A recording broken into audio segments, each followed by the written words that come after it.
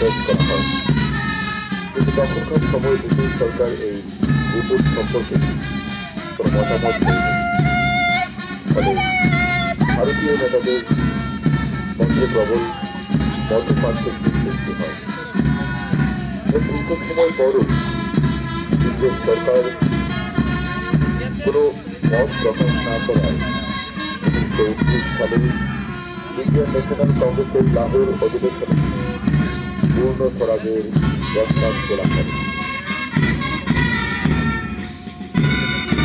পূর্ণ স্বরাজ অর্থাৎ ভারত রাষ্ট্রের সন্তান শুধুমাত্র ভারতীয়দের উপর বিদেশি কোনো শক্তির সাথে নাচ করাবে না।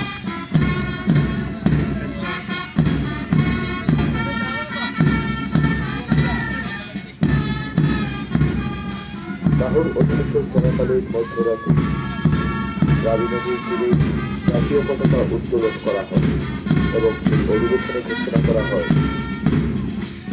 আগামী বছর শেষ রবিবার জলস্তর স্বাধীনতা দিবস পালন করা হবে এবং এই শেষ রবিবারটি পড়েছিল 26শে জানুয়ারি। সেই বিষয়ে অর্থাৎ 1930 থেকে 1947 সাল পর্যন্ত 26শে জানুয়ারি দিনটি স্বাধীনতা দিবস হিসেবে পালিত হয়।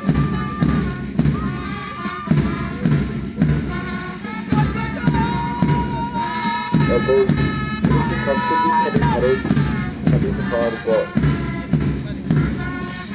1949 সালে সংবিধান যখন রচিত হয় তখন 26শে জানুয়ারি দিনকে সম্মান জানাতে 1950 সালে 26শে জানুয়ারি সংবিধান কার্যকরী হয়েছিল এবং প্রকৃত অর্থে ভারত প্রজাতান্ত্রিক রাষ্ট্র হিসেবে স্বীকৃতি পায়।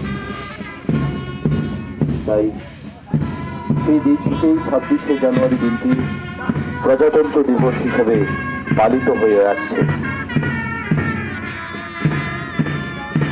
এবং আজ